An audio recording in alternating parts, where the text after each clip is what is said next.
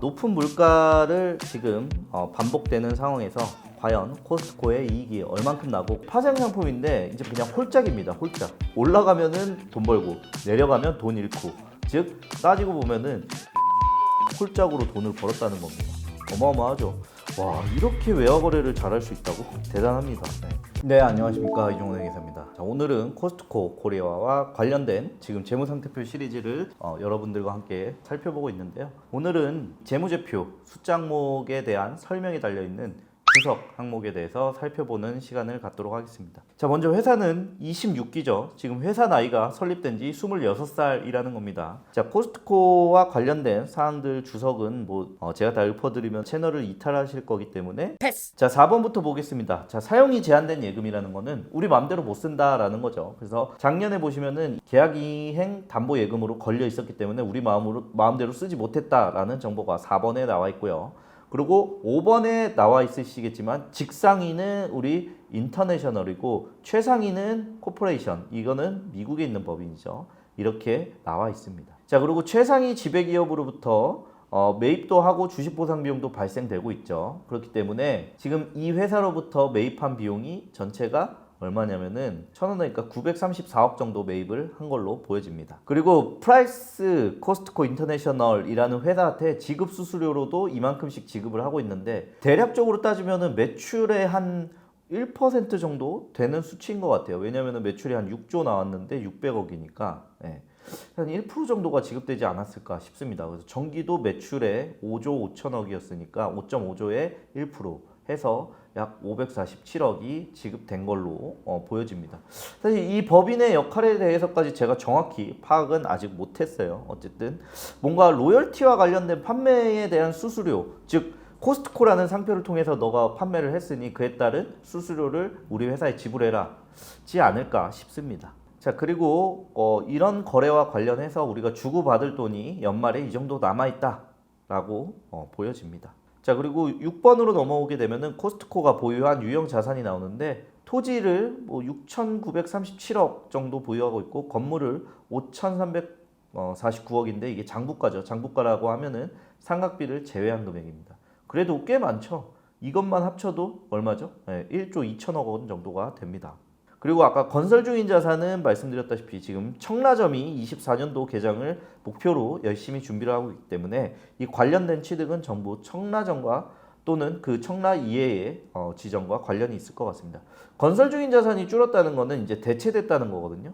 구축물과 일부 공기구와 비품으로 완성이 돼서 본계정으로 대체된 항목이 대략 212억 정도 되는 것 같습니다. 자, 다음으로 넘어가면은 지금 금융리스로 체결된 공세점 토지의 공시지가는 다음과 같다라는 겁니다. 자, 공세점 같은 경우에는 면적이 대략 36만 평방미터가 되겠고 장부금액 기준으로는 6,937억이고 공시지가가 8,300억 정도 됩니다. 그러면은 이렇게 따졌을 때 사실 공시지가가 일반적으로 시세의 한 60%에서 70%를 반영한다라고 하거든요. 그렇게 됐을 때 여기에 실제로 시세는 1조가 넘어가는 금액이 되지 않을까 싶습니다. 근데 꼭 공세점만 이렇게 했는지 사실 이유도 궁금하기는 해요. 왜 공세점만 이렇게 돼 있지? 라는 생각이 조금 들긴 합니다. 그리고 보험 가입이 돼 있죠. 1조 2,382억. 거의 재고자산이랑 비슷한 수준이라고 봐야 되겠죠. 자, 여러 가지 내용이 나와 있고 금융부채 계약상 만기는 다음과 같다. 자, 그 다음에 금융리스, 그 다음에 운용리스. 자, 그리고 외화 자산과 외화 부채는 우리가 외화로 받을 돈과 외화로 줄 돈을 정리를 해 놓은 것입니다.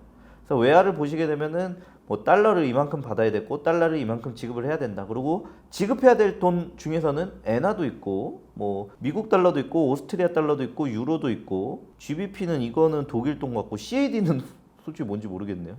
CAD가 뭐지? 그리고 외화 자산과 외화 부채가 있습니다. 그리고 코스트코가 부담하고 있는 충당 부채가 있는데요. 충당 부채는 말 그대로 우리가 미래에 있을 사건에 대해서 미리 부채를 인식하고 있는 보수적인 회계 처리 방식의 하나인데요.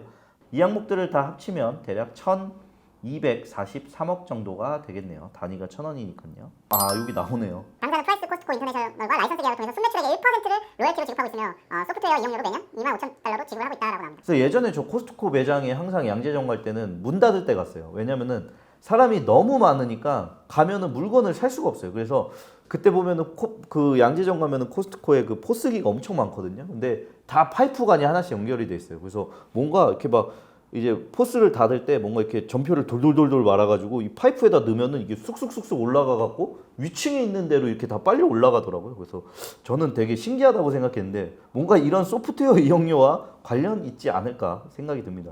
근데 소프트웨어 이용료가 매년 25,000달러니까 3,300 정도 되는 금액인 것 같은데 생각보다 크진 않구나라는 생각이 좀 들긴 합니다. 그리고 코스트코에서는 이제 우리는 상장사가 아니지만 상장돼 있는 미국 회사의 주식을 주겠다라고 해서 주식 기준 보상이 되어 있는데요. 자, 가득일은 23년 10월 22일까지고 그 다음에 이때가 지나면은 38,598개가 부여가 된다라고 합니다.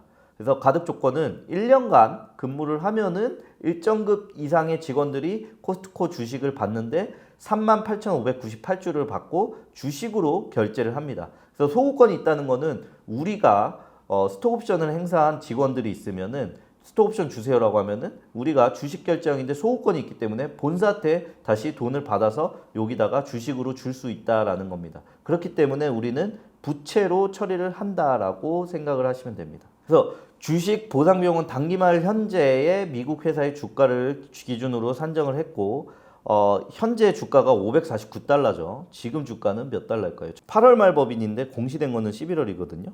직원분들 축하드립니다. 이때 594불이었는데 지금 660불이에요. 대략 10% 가량 증가가 됐습니다. 자, 그래서 보상 원가가 이렇게 발생했고요. 자, 그 다음에 15번에는 이제 파생 상품인데 이제 파생 상품을 매입 채무의 환율 변동 위험 회피를 위해서 통화 선도 거래를 했다라는 겁니다. 통화 선도 거래라는 것은 쉽게 설명드리자면은 이제 미래의 달러를 우리가 뭐 1,300원에 결제를 할게요 라고 미리 예약을 걸어 놓는 거거든요. 그래서 통화 선도 거래를 통해서 다 매입입니다. 그래서 우리가 이때 뭐 달러를 얼마에 매입하기로 했다. 그러니까 우리는 콜옵션을 건 거죠. 1,300원의 달러를 다 사기로 약정을 맺어놨는데 실제로 그때 가보니 달러가 1,400원이 돼 있을 수도 있고 1,200원이 돼 있을 수도 있잖아요. 그러니까 이게 뭐 솔직히 말씀드리자면은 그냥 홀짝입니다. 홀짝 아니에요? 올라가면은 돈 벌고 내려가면 돈 잃고. 즉 코스트코가 그럼 홀짝을 얼마나 잘 했는지 한번 따져보면 통화선도 평가이익이 23억 그리고 통화선도 평가 손실은 3억 밖에 발생을 안 했어요. 그럼 따지고 보면은 23억을 플러스 됐고 3억이 마이너스가 됐으니까 딱 봐도 얼마? 20억은 홀짝으로 딴 겁니다. 그죠? 이거는 누가 계약을 했는지 모르지만 상여금을 굉장히 많이 줘야 되지 않을까라고 저 혼자서 생각을 한번 해볼게요. 자, 작년에도 그런 식으로 뭐 많이 했어요. 그래서 손익계산서에 가면은 영업외 수익 비용에 또 이 항목들이 있거든요. 그래서 한번 보시게 되면은 여기 보시면 통화선도 평가 손실과 통화선도 거래 손실이 나옵니다. 이거를 통산해 보면은 부기 합치면 한 115억이 손실이었고 플러스는 164억이 플러스였네요. 그럼 이것만 따져도 얼마죠? 50억 정도가 거의 홀짝으로 돈을 벌었다는 겁니다.